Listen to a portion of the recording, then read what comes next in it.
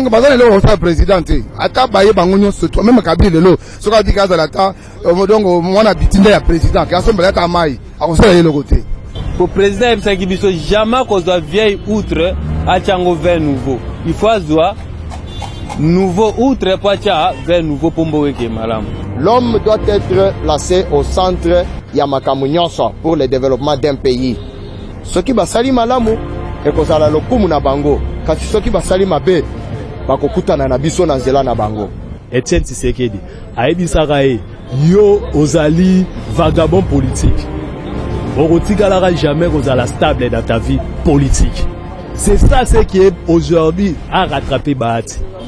C'est pour vous dire que likambu ya Bahati chez moi na mona ngo gravité parce que soki Bahati nenga zalaki wana soki Kabila ndimaki azala ni unique candidat na élection à Sénat est-ce qu'il na cash alinga c'est ma président malgré dans la majorité c'est ça la question soki Kabila joué avec na bajan wana avec na bango singa na ye reparle ko le Kabila joué ba monike ba zimbisi ba sondoli ba kimi lusuma ngopa ya Félix après basa nini ba échoué c'est lisusu. C'est pourquoi na osenga na président Mboka ke aga na ekenge aiba ko bika bango vraiment na sagesse.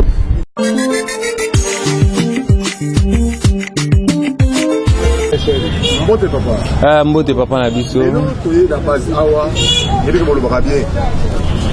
Ato ba bengi par par là. Ba ngaya tu la dilo mituna. Tomoni lobé c'est là qui beaucoup tani entre FC Cash. Makuta laki, Masuro laki. Est-ce que Oyoka Diwana bafongoli motema na bango mobimba to bokabwani pouvoir wana ezali na profit ya population parce que IDPS pouvoir na ngo evandi na le peuple d'abord. Est-ce que raconte wana ya lobby pouvoir wana ekosunga population toti bon yanga ya koyanula ya mbweza boy président Félix ayebisaki biso ye na Kabila ba na accord te accord ezali entre FCC na Cash. FCC Cash mutu a représentaki Cash ezali secrétaire général actuel président na biso AI a UDPS yemtaki chef ya délégation ya Cash ainsi que kuna epai na bango coordonnateur na bango Nemi Milanya nde accord o biso to moni ba signé baloyebisi biso accord wana ezali pona ko gérer mboka malamu neti Cash azali le peuple d'abord cap pour le changement bango to bibe ba statico pour président ebisaki biso jamais ko zo vieille outre a Tchango vers nouveau il faut azwa nouveau outre pacha vers nouveau pombo weke malam ndakisa ya accord otomona ki basinyaki lobby oye finalisaki accord ya FCC Cash pona ngai ezana no esengo longoli biso na eloko to yoka ka spéculation bato kendake pai wapi keno président Félix azalaka na accord so pena oyo azalaka kala Kabila accord wana ezalaka te accord obiso tomoni yango wana neti aki obiso tomoni neti bango bandimi to sana na bango alliance to za na accord moko pona le peuple d'abord Tomoni Nehemi Milanya, coordonnateur à FCC. Akimi koloba le peuple d'abord, à lobby le Congo d'abord. Donc c'est mon que non, ils a le peuple d'abord, ils a le Congo d'abord. Toké pas monsieur soit autobi ma président Sénat. Aboy koloba que non intérêt soit habiter l'intérêt du Congo d'abord. C'est qu'à zone libi se pesa kana makolo le peuple d'abord. Eux ils a IDP vision ya UDPS. Oba memi ango pas président Félix Antoine Tshilombo Tshisekedi. Yango nde accord na biso na bango eza accord ya le peuple d'abord po balobi na kati ya accord wana eza na commission ya suivi oyo kosalema oyo esalemi eza ja kati na musala accord comité de suivi wana eza neti code de bonne conduite oyo akobima en dehors ya idée ya président tokozongela likambo président lobaki na biso akazalaki na Namibia bi ye akodeboulonner système kabiliste. C'est que système kabiliste c'était un système ya dictature na mboka oyo système eza nini koyiba pour président bi ye cheval de bataille na ezali anti-corruption ko lutter contre la corruption. Est-ce qu'il y a kolonga yango bon na ndenge obizo to ebeli mboka etambolaka na vision ya chef de l'état nete tambolaka na vision ya chef de l'état ezali anti-corruption c'est oya kozala na kati ya vision ya chef de l'état te akobima libanda ya vision ya chef d'état okuta peuple congolais na sima na ye po peuple congolais avotaki changement eza incarné na IDPS eza incarné epai bao batambusaka ntango ya IDPS presque partout oyo bazali le parlementaire oyo bamema IDPS na motema oyo balobaka keno peuple nde peuple tolite pour l'état de droit, tolite contre dictature ya Mobutu, dictature ya Kabila Laurent, dictature ya Kabila Joseph, nyonso dictature wana ikelelo pouvoir eza kati ya IDPS et pas mutu amemi IDPS Félix Antoine Tshisekedi Tshilombo. Pe peuple d'abord o biso combattant to bundelaka to kolanda ngo tina suka. Se bango ba kolinga ete batelemela président ba kokuta biso peuple. Deuxième levier to kotelemela bango pour ba appliquer les biso idéologie o ya IDPS le peuple d'abord. Tout le monde qui les sous les combats après avoir pour échouer na kiti ya Sénat ake kokuta na bokonzi aselai kaka ko swala ete na Sénat si malango akuta eza pour la nini bon yo tant mususu omona bahati azuite na Sénat eza mawate ngai en tant que peuple congolais parlementaire debout molobeli ya Congo molobeli ya peuple congolais na mona ngo za victoire ya bahati yoko kama molobi oh ndenge nini bahati alakisi force na ye na kati ya FCC keno na kati ya FCC batu nyonso baza na idéologie à le peuple d'abord na komona bahati na plus ou moins 11 sénateurs mais abimisi 43 sénateurs na kati seke na kati kuna frustration ezali na kati kuna ya basénateur wana baza na mupepe déjà le changement à le peuple d'abord yango esaki ete bahati lukwebo azwa 43 sénateurs kokutana ya bahati na président Fachi eza kokutana ya kolakisa keno ye pa ya zalaki complicité zalaki makasi koleka mpona mboka oyo Congo yango amimoni keno te depuis kala tolobaka IDPS sera mutu apetolaka batu le peuple d'abord mutu apetolaka batu autaki kopetolaka misusu na Genval malgré babalukela biso na Genève nde moko ye pa ye amoni keno changement neze incarné kati na IDPS kati ya président Félix o biso na Congo to Congo mona yeka keno soki alobi nyonso ekokisama ndenge nini tomoni babenge libanda na ba conférence minene aza professeur tema azo défendre ndenge nini na placer mutu liboso makamu nyonso elekela mindele bazolo bakela mutu babanda ekoluka depuis décennies aya na Afrique ye wana elelo na Congo ba nyonso ba adhérer pa ina ye pa moyi non le vrai adhésion fona adhérer pa président Félix Antoine Tshilombo alinga placer mutu likolo ya makamu nyonso. En tout cas merci beaucoup. Na likambo etali partage ya ba ministère je crois bien toza serein parce que tu as vu que batoyo bazo telemela peuple congolais baza lisusu na makasi kozwa 23 ministères pour na cash FCC 42 ministères eza kutu likambo te ils se sont réclamés na majorité parlementaire selon notre constitution c'est tout à fait normal on l'accepte mais ce qui est vrai c'est que toza confiant que ces ministres oyo bakozala nommés bako travailler pour l'intérêt du peuple congolais. Parce que d'abord, celui qui va les nommer, Yemoko Lobby, le peuple d'abord. Celui qui va les nommer, Ayebisi Bango, nous mettons l'homme au centre de tout. Effectivement, pour le développement d'un État, le Kola Yabiso, l'homme doit être placé au centre Yamakamu Nyonso pour le développement d'un pays. Soko Kamati, ba intérêt, Moyibi, ba makamunyo, c'est ce que nous sommes en train de vivre. Mboko yo moyen de coller et ça l'a quitté. Mais au jour d'aujourd'hui, je crois bien que le chef de l'État, Azana Katia, ko boucher, ba trunyo se sika, ba mbongo ezalaki ko kimela. Pour mbongo nyonso tuwana, ezala effectivement dirigé dans le trésor public pour ça la bolamu, ya peuple congolais. Et je crois que être ministre au travail en divagation, parce que ça ministre ça n'importe quoi. Il y a toujours un programme que a mis à votre disposition. Et Moutoutou, dans son secteur, a travaillé par rapport au programme le Premier ministre, en collaboration avec le chef de l'État, Bakotia, à leur disposition. Est-ce que Ekozala vraiment efficace? Comité de suivi Bakotia en place. Est-ce que vous avez corruptible? Je crois bien l'essentiel les alliés Moutoyo à sa tête ya mboka touti koyoka ke batu balelaki awa bao balobi pona bambouteillage likolo ba structure ba tiena banzela posto de mouton omoni ke makamwa ne komelaki ye pe a organiser journée accueilli visite effectivement accueilli visite mais tango abandaki ko visiter azalaki ko visiter kaka pamba te parce que tout autour il y avait le peuple congolais peuple wana azalaki pe ko lancer des paroles et azalaki ko yoka peut-être bato bakanisaki kazo yoka te mais plus azo visiter plus azalaki ko yoka peuple c'est ce qui a fait que na niveau des bonhommes après quelques jours à visite ayeko kanga roulage wana zo sala donc pris en flagrance. Vous comprenez? Donc vous ne vous occupez pas de l'embouteillage, vous vous occupez, il y a quelqu'un de piquer 500 francs, ça et là, Nabamituka. C'est que ce sont des histoires où le peuple azalaki koboa que la yé, bazalaki comme secrétaire, président, baroulage wana baza la base ya l'embouteillage. Effectivement, baza n'a pas la responsabilité na base. Donc ça veut dire quoi?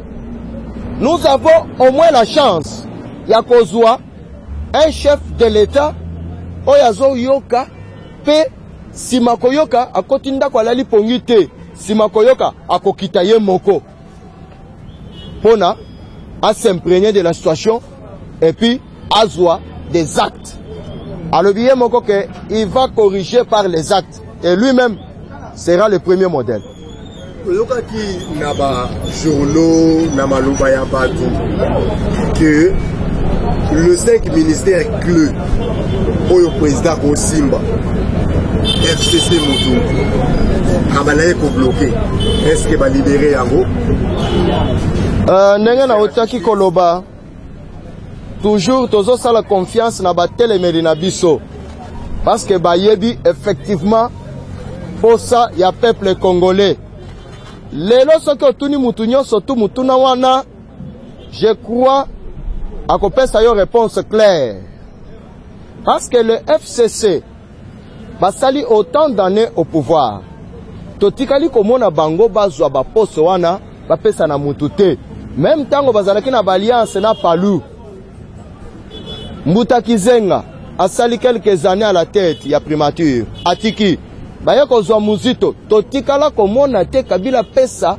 l'un des ministères na Palu to na parti politique songolo pakala ba ministère wana yo soto ezalaki yaye avec ces gens ya pe perdende bazalaki occuper ba ministère wana ce qui veut dire ce sont des ministères ya collaboration ndenge constitution est commis avec le chef de l'État mais to yebi du moins que ce sont des ministères régaliennes qui dit régalienne dit du chef ce sont des ministères du chef. Ce sont là les ministères où ils ont ça le pouvoir. Alors, naba ministère wana, je crois bien que Tolanda qui naba média kiri que ce qui gouvernement ils ont traîné, c'est parce que bandeko wana bazalaki koluka. Tantôt intérieur, tantôt ceci, tantôt cela. Mais naba to bazalaki ko kende négociation wana. Bandeko na biso akash ba bisaki bango ke ekosimba te parce que ça c'est la constitution to se mettre d'accord to appliquer constitution ya mboka c'est pourquoi nous allons appliquer la constitution makamwana ezali ya chef de l'État yemoko muto ayebini ya kosala okutani ya bokonzi mboka na bayati kokwepo ensuite yango wana mbala moko akimi kuna to eza nini po azoluka intérêt na ye pe asala na poste moko quelque part Bahati Lukwebo aza mwana mboka aza congolais kokutana na chef de l'État ce n'est que possible mais nayebi ke IDPS tolobaka parti politique oyo lokola ezali parti du peuple nzambe pe atambola kelongo na biso soki bozo sala makita pona ko sala peuple mabe boyeba ke ekosimba te kobima Bahati abimi azana maloba lobaka nini oyo bazalaki kosala lokola makita kuna tango bazalaki ensemble. Ye bonko ayebi. Nzambe pe na likolo mususu atali bango abi makambo wana po bosala ngo mwana nanga Félix Tshilombo ekosimba te. Po bosala ngo peuple congolais ekosimba te. Soki abimi tozokumisa nanu Nzambe po ye bonko ayebi nino ezalaki kosalema kuna. Mais kokutana avec le chef de l'État, je crois bien baati mutu moko pesa ye chance te. Na moya lelo oyo même bande ko FCC bazo banga parce que bazui contrebalance et pas baati bazo banga. Pourquoi? FCC a près de 90 sénateurs na kati ya chambre otwana. Baati en avait 14. Tango abimi au moins 3 batikali fidèle au FCC. Atikalaki na 11 sénateurs acquis à sa cause. Mais voilà. Tant qu'on pense qu'il y a un vote, c'est le PPRD ou le FCC qui a perdu face à Bahati. Va perdre le combat. Bahati a bêti Bangoli Kofi. Parce qu'il a eu à l'air arraché au moins 32 sénateurs. Bango va arracher les 3, mais il a réussi que l'Ongola Bango 32 sénateurs na kana Bango va voter. Ça veut dire, Bazali Susebele Kuna. Et là, quand on est pessi Bango Bobangi, pour Babandako s'attendre à un résultat ou à naté. C'est pourquoi, effectivement, il le pèse. Ce qui est l'homme au Konzambo Kazo Yambaye, c'est dans le cadre de la politique parce que, effectivement, Azana poids politique wana, Baye Bako Solola, et Bazwa compromis. De même, Ndengazo Solola, na Baninga Mosusu, po Talakaka, Congo, Eza Abisonyoso, et Sengeli, Patunyoso, tout, Baza la mitema Kokita, Moussala Malamu, Congo, et Kendeliboso. Est-ce qu'il a profité? Il a soif, il a pouvoir. Bon, profit, sauf il y a pouvoir, et ça n'a pas ambition, il y a politicien nyonso. Moutou nyonso tout à salaka politique, à salaka na posa un jour accéder na poste à responsabilité. Et tomoni ma benini à kosala, ce qui est là, ma pessier poste ministériel tonini, tomoni ma bête na katelo quoi. Mais dis-moi, tu as vu que moutou nyonso tout à cause de la ministre cette fois-ci. Et cause à la pona famille na yete, et cause à la pona ba poche na yete, et cause à la pona sale la mboka, musala po peuple à se retrouver. Ah, merci beaucoup. Conseil on a copé sa bandeko oyo bakozwa nomination. Dis-moi, bazwa conscience. Batala bamboka misusu bipai bakendaka. Batale sika Congo ezali. Va comprendre que tous s'allier na vision en chef de l'État. Lokola linga mema pe Congo à la grandeur. D'obtenir grandeur au tozanango na concert ya nation. Alors basala musala lolenge mokonzi ya mboka akolakisa bango po biso nyonso tu toyeba kosepela. Mboko eza ya biso eza bato mosusu te. Soki basali malamu ekozala lokumu na bango kasi soki basali mabe bakokutana na biso na nzela na bango. Mais eloko nga na kosenga na mokonzi ya mboka na question na yo parce que question tuninga eza ya mokonzi pourquoi akutana na Bahati. Mais na kosenga vraiment na mokonzi ya mboka ke Zambe asunga ye apesa sagesse lolenge apesa ki Salmo parce que Bahati asali bien lolenge atiki FCC poti aya epa ya président Fachi mais kala nyonso wana abanda ozela nini donc abimi pour le plan personnel de lolenge accueilli epa ya président na kose que président a vivre na ye mais azala na ekenge parce que Bahati azala ki tout le temps na Joseph Kabila na 18 ans oyo afei na pouvoir vous comprenez et puis lelo ce qui Kabila joué avec le nabajan wana oh avec la bango zinga na ye vous comprenez ce qu'on le Kabila joué ba monique ba zimbusie ba sondoli ba kimeli somango pa ya Félix après basa nini ba joué c'est lususu c'est pourquoi na osenga na président mboka ke aga na ekenge ay ba ko bika bango vraiment na sagesse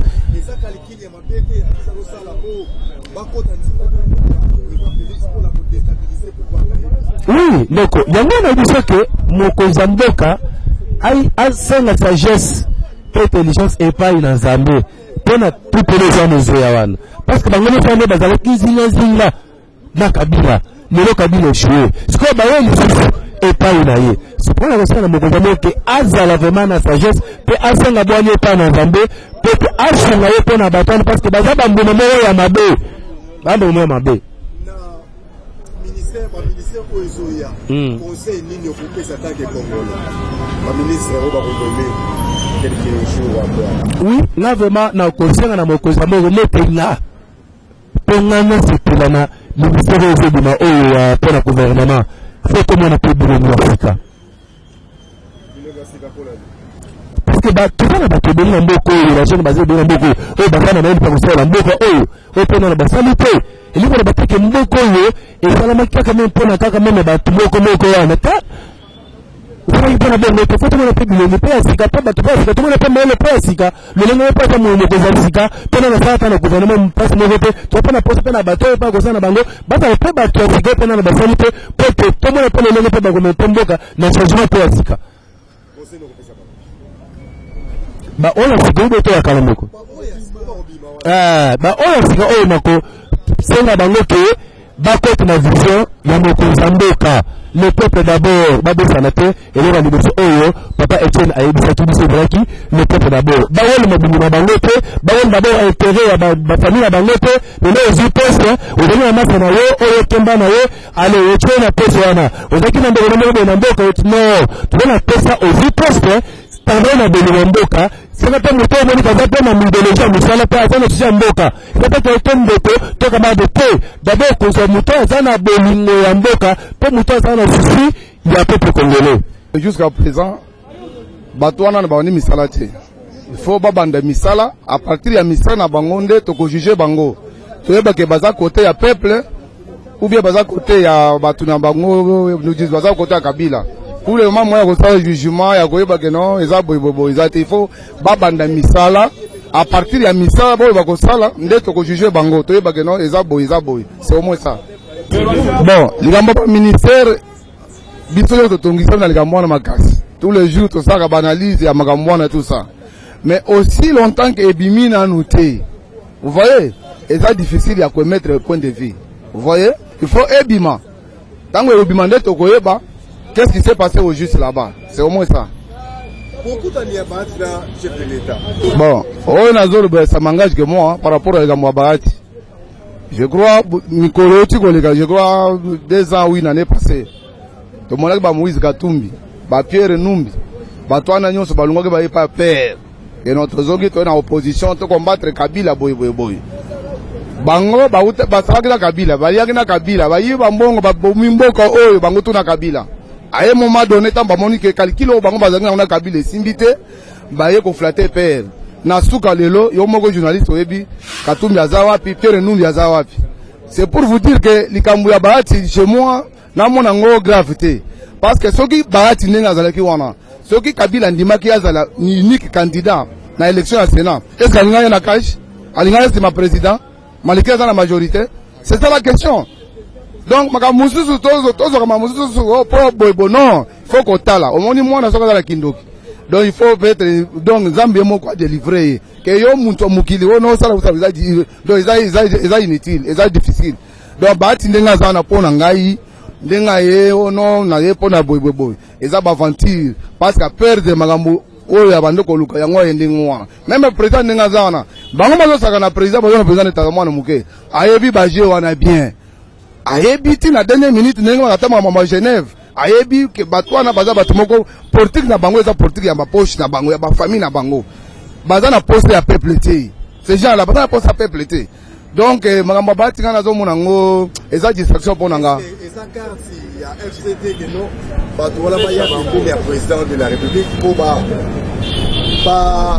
étouffer vision na yedi le journaliste na kozo biso lelo boyi otia na mutu na yo Ozomona président Félix ndengo ozomona wana omoni prier sama na stade de martyr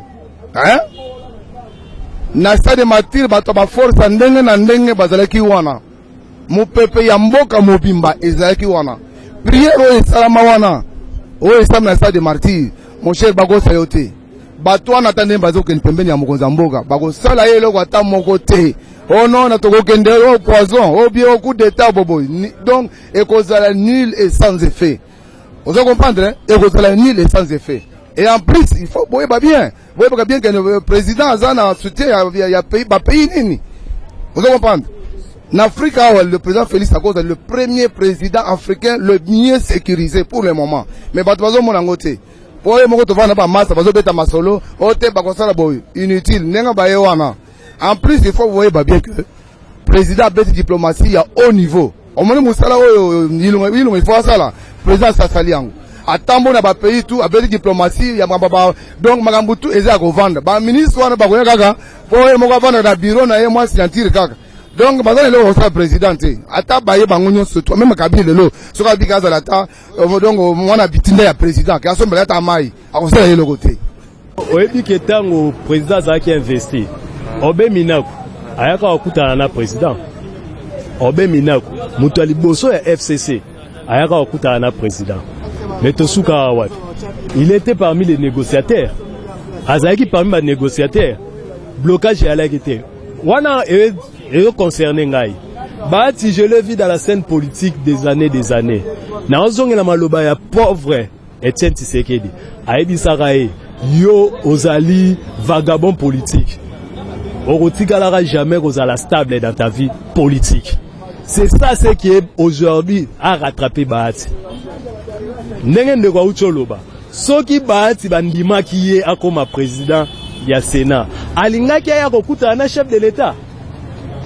Pona nini azeli kaka échoué aya kutana chef de l'État. Ya sika nini aya oyebisa chef de l'État aussi longtemps que l'accord a été déjà signé. Le but au monde qui accord ezaki déjà signé. Or na kati accord wana Bahati, il a été aussi artisan.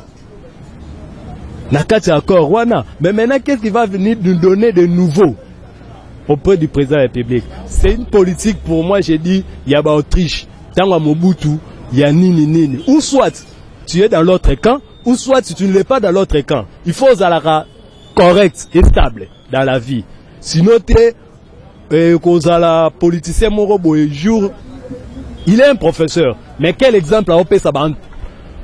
Baninga na eto, ba lakisi. Oh, yazo lakisa bango na musala. Bazala pe ba vagabond comme lui. Conseil là-bas ministre oyo bakonomé lobi kuna. Conseil est là simple. La RDC a des lois.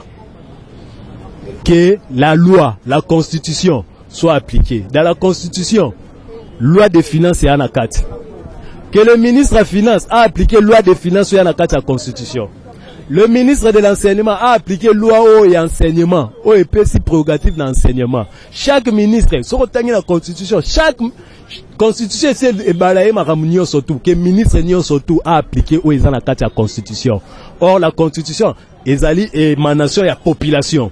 Parce que c'est le peuple qui sont allés voter cette constitution-là, qui appliquent cette constitution. Or, ceux qui appliqué à côté, tous ces magistrats, justice, et ça la justice moko équitable, va sanctionner le ministre. Et à la tête que, to comme yo kaka ndikamunyo tout président, tout président. Or, mutu na mutu, sikonde to komi boy mutu na mutu comme na tâche na e.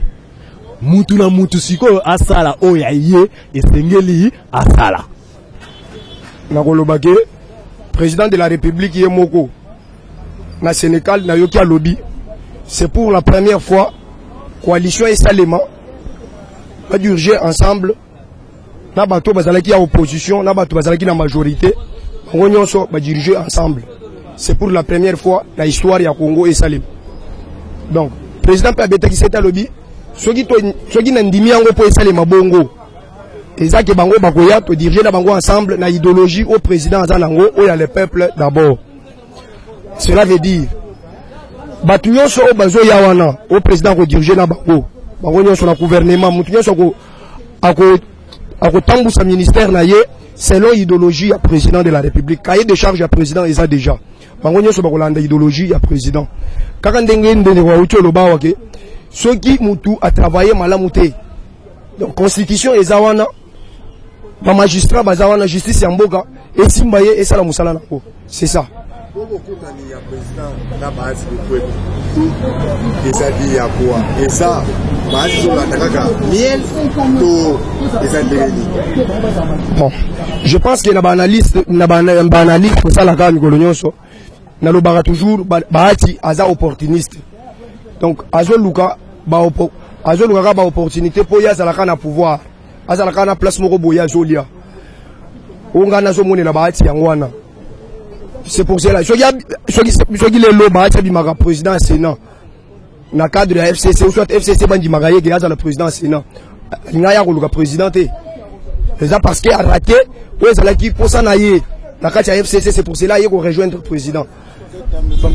La minute oyo lokola aza opportuniste ndenga ye pembenya président de aza sage ya koyeba ke akosala nini pona baati aye de era longwe balobaki non débauchage ezo salema. Or président lobino moyen ya kosala débauchage ezate ya zala kaka place azawana tozo brûler ba ministère na FCC ensemble to gende liboso pour kozonga susu sima parce que ko longwa baati na FCC directement asali point de presse à lobby.